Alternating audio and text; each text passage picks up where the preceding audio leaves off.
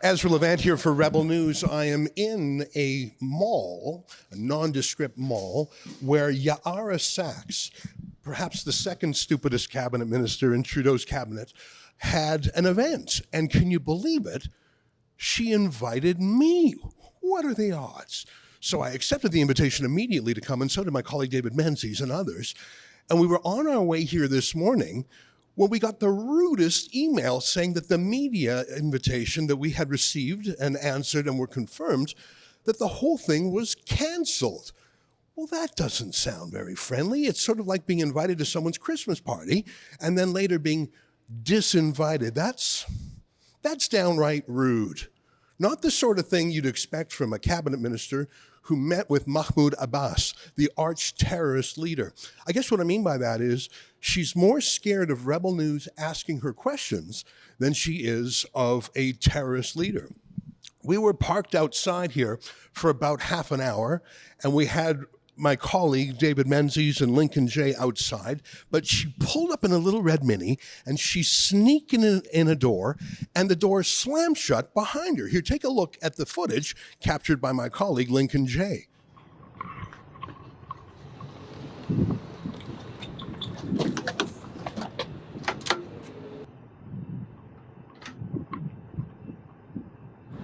Sneaky. She's a sneaky one, that Ya'ara Saks, but in some ways I can't blame her. When she allowed herself to be scrutinized, not by the media, but by her own citizens, her own voters, a few weeks ago at the Pride of Israel town hall meeting, she was roundly booed and heckled. It was astonishing. I think there were about 400 or 500 people there, and half of them were shouting her down. Remember this? Please join me in welcoming Ya'ara Saks to share her thoughts.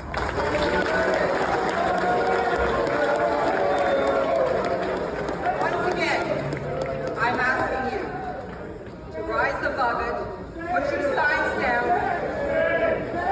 or leave the room. Ooh, so that's her own voters. But just a couple of days ago, she went to, some picnic. And the other side, the pro-Hamas types, heard about her. And she got it from both sides. Did you see this footage just from a couple days ago? You continue to remain silent. You have the opportunity to agree with me and your residents and constituents who are concerned about your silence and complicity in this genocide. Your hands! Blood on your hands! Blood on your hands! Blood on your hands! Blood on your hands! For 10 months, Ya'ara.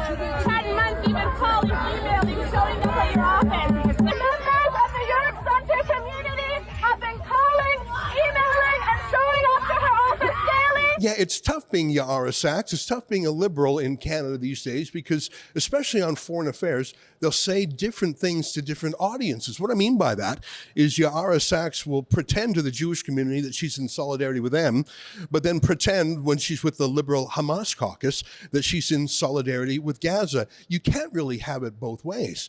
Ya'ara Saks has some very specific questions, though, that she refused to answer. Remember a few weeks ago when my buddy David Menzies was granted accreditation to another event she had? It did not go well for Ya'ara Saks. Take a look. Good morning, David Menzies with Rebel News. My question is for Minister Saks. Why did you travel to the Middle East to shake hands with Mahmoud Abbas, a terrorist who runs a pay-for-slay scheme?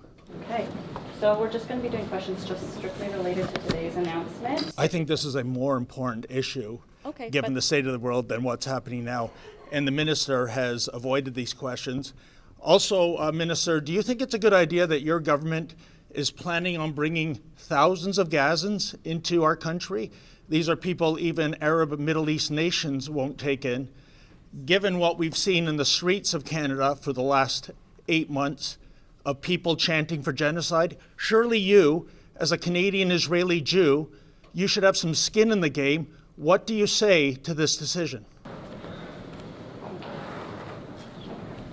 Well, I'm waiting your answer.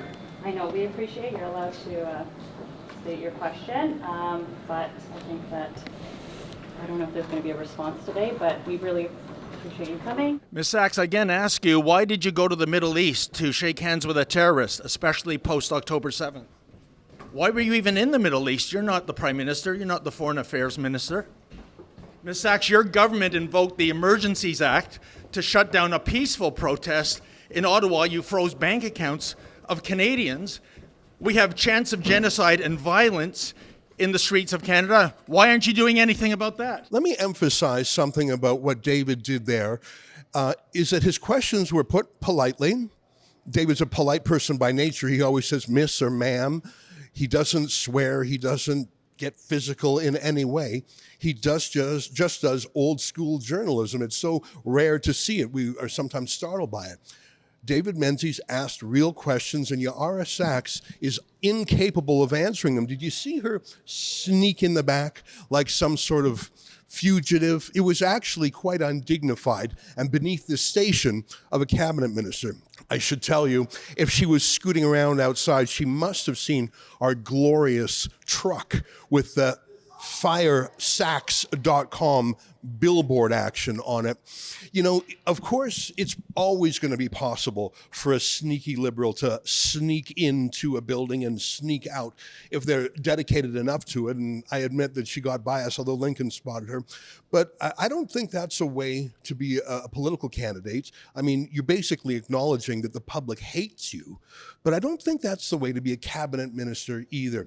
Some of the folks from the social services agency behind me were a little bit frustrated that our being here caused the minister to delay as she circled around to sneak in. And I absolutely sympathize with them for this reason.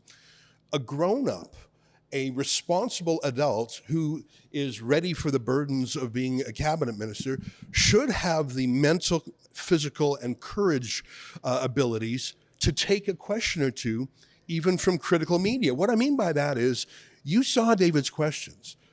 They must have an answer. She must have thought about the answers. Ministers have legions of staff briefing them every day about what the issues of the day are and giving suggested lines. She's not a private person. She's a public person, a powerful person, and part of her job as cabinet minister is to answer legitimate questions from the public. That's my way of saying that if she were more courageous, if she were more worthy of the position she's been entrusted with, she would have walked right in these doors, heard a question or two from me or David Menzies, answered them without whatever answer she has, and walked right in to continue her event. But I think she lacks the moral fiber to be able to do that. She lacks the confidence in her own position. I think she genuinely is the kind of politician who will read whatever is put in front of her. I have a tiny bit of sympathy for her because it's so pitiful to watch. When she was booed in her own community, for a second it sounded like she was going to cry. But there's no crying when you're in the cabinet. Your job is to be on par with the other cabinet ministers, to go toe-to-toe with people around the world. What I think she demonstrated is that she will spend more time with a terrorist like Mahmoud Abbas. She will show more courtesy to a terrorist like Mahmoud Abbas than she will to her own citizens. I'm a voter in her riding, by the way, or legitimate journalistic questions such as those put by my colleague, David. Now, I actually don't want to bring any discredit to this worthy social services agency behind me.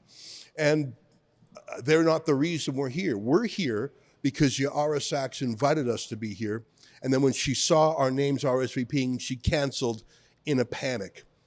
I am looking forward to the voters of York Centre indeed firing Ya'ara Saks.